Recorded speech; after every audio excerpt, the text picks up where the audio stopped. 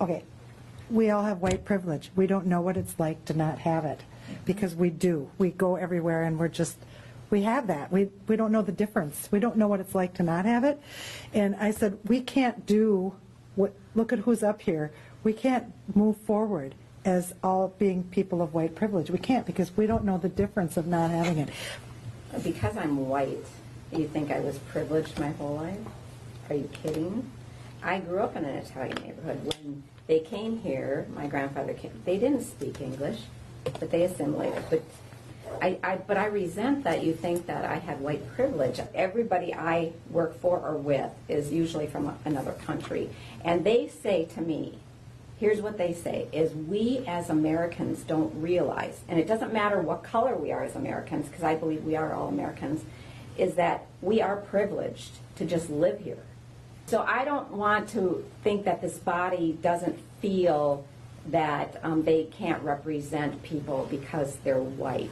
And that, again, to me is just saying, I'm different because of color. No, I might be different because of culture, because of tradition, but those are the things that I think I always ask because I work with these people. I ask about their country, I ask about their families, I ask how it is, how they feel about America, all of that.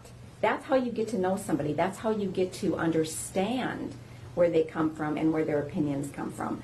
But I don't think you can make such a broad brush and say that we've all been privileged or that we don't understand because we're white.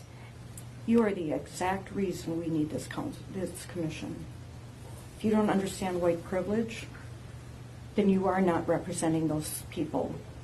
You're not willing to listen to them. And what you have just said is the most racist. Excuse me?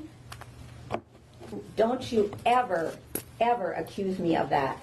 You have no basis to say something like that in public, and no basis to say something like that. Then let me rephrase it. That statement was one of the most racist things I've ever heard. What statement? That you are offended by the fact that you're not feeling the white privilege thing.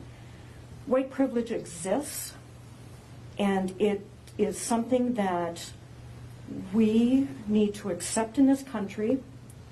You're interrupting me, and by golly, I'm running this meeting. We're on camera, and you're accusing me of something pretty big here. It's unacceptable because you have no basis for it. You're out of order. You're out of order. No, I have basis for it based on what you just said. No, you don't. Well, because you said hi to Bernard, you understand? Oh, excuse me, I work with people. I probably know many more people of color than you do, and I work with them, so I do not want to have this argument with you, but you're out of order. And you're out of line. Okay, fine. Let me just say this, that the discussion I just heard now makes me so angry. I'm shaking. You refuse to understand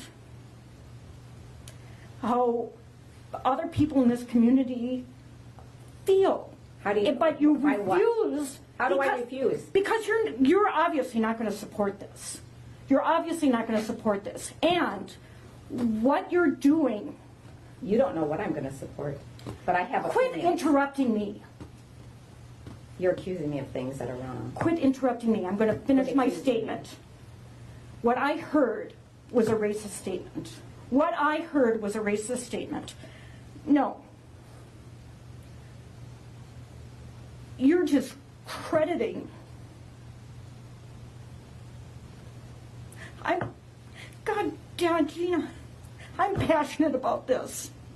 I'm so passionate about hearing all sides of the story.